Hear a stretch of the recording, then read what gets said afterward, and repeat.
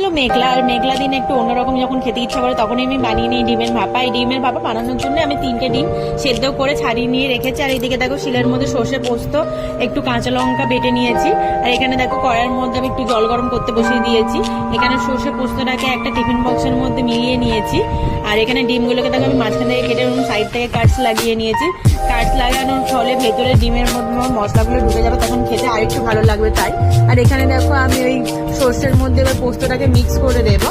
আর দিয়েছি তার মধ্যে একটু হলুদ দিয়েছি, একটু নুন দিয়েছি, দিয়ে আমি এটাকে ভালো করে মিক্স করে নিচ্ছি। আর একটু সরষের তেল অ্যাড করে দিয়েছি। সরষের তেল দিলে একটু গন্ধটা ভালো আসে, আর ঝাঁঝালো লাগে, খেতে ভালো লাগে, টেস্টটা বাড়ে। তাই দেখো এগুলোকে আমি মিক্স করে নিচ্ছি।